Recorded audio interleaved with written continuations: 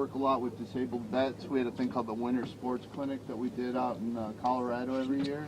Never knew that I would have to live my life the same way that they would one day.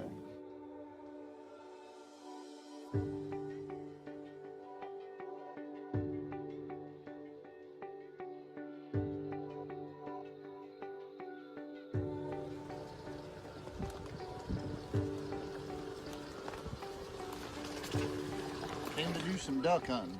Am I in the right place? You're in the right place. All right, here we go. It was really scary because you got so much going through your mind, and once you figure out how life's going to be, then you kind of fall back on, well, what about the things that I like to do as hobbies? You know, the hunting and the fishing and all that. Grew up with my father. He wasn't a big hunter, but he was a big fisherman.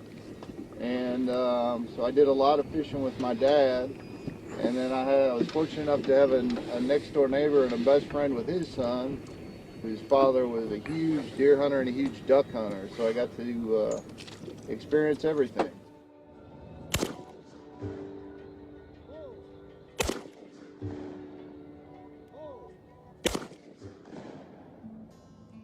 Probably in the first aspects of my recovery, you know, you go through a lot of physical therapy, which is kind of a blur. It's kind of like boot camp. But I think probably the best moment early on in my injury was when I got my truck. I have a really nice truck that allows me to drive with hand controls and get in the woods and pull boats and, you know, do all the things that I used to do. And I also have a Polaris that has the hand controls too. So that gets me in the woods chasing the deer and the hogs and the coyotes and all that. So a lot of times I'll go up to my camp by myself, get on my Polaris and just drive. All right, I got my Lucky Charm with me again today in this Tanya. And we're gonna go do some hunting. So hopefully she brings me some luck. She got me a deer last time she went, so hopefully today's a good day. It's about 80 degrees, so I don't know. All a good day.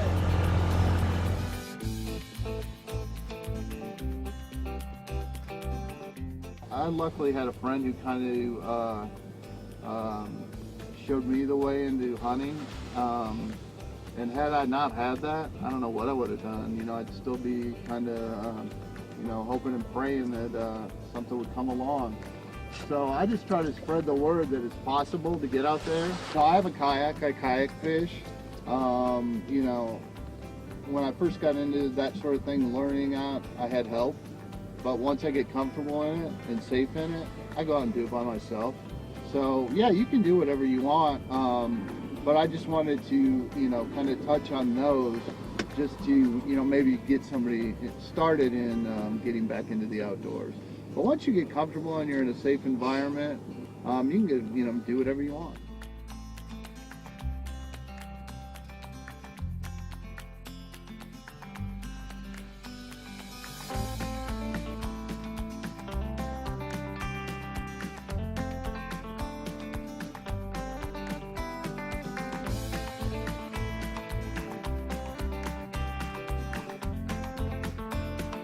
I think some people are intimidated by what we're able to do in the outdoors, or taking somebody into the outdoors that maybe there's a liability, maybe they might get hurt, so on and so forth.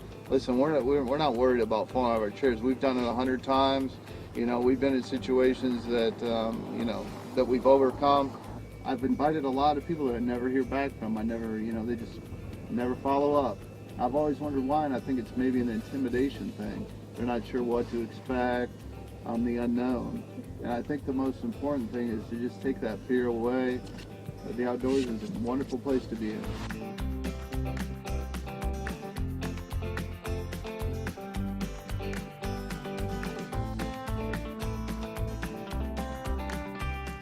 Before I got hurt, I always wanted to go skydiving, and I never did it.